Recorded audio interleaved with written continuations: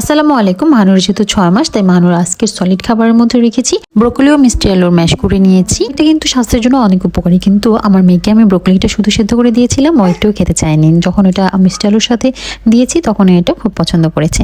যাই হোক, আমি কিন্তু মাহানুরকে প্রতিটা খাবার পরপর 3 দিন রিপিট করে খাওয়াই, কারণ একটা খাবার খাওয়ানোর পর এটা ওর শরীরে স্যুট করেছে কিনা বা কোনো ধরনের অ্যালার্জি আছে কিনা বা কোনো সমস্যা হচ্ছে কিনা সেটা বোঝা যায়।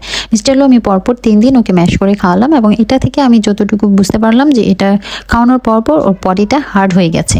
সো আগামীকাল থেকে আমি ওকে অন্য কোনো একটা সবজি ট্রাই করব। আর খাবার রিপিট করলে বাচ্চারা কিন্তু ওই খাবারের স্বাদটাও খুব ভালোভাবে বুঝতে পারে। আমরা যারা নতুন মায়েরা আছি, তাও বাচ্চাদের খাবার নিয়ে খুবই টেনশনে থাকি, কেন বাচ্চা 3 বেলা খাচ্ছে না, অল্প কেন খাচ্ছে, সম্পূর্ণ খাবারটা কেন শেষ করছে না, এগুলো নিয়ে কিন্তু আমরা চিন্তা করি এবং বাচ্চাদের জোর করে খাওয়ানোর চেষ্টা করি। কিন্তু বাচ্চাদের জোর করে খাওয়ালে ওদের খাবারের প্রতি অনীহাটা তৈরি হয়ে যায়। তাই আমি মাহানুকে কখনোই জোর করি না, ও যতটুকু খায় ততটুকুই ওকে দিই। আজকের জন্য এতটুকুই। সবাইকে অনেক ধন্যবাদ। আসসালামু আলাইকুম।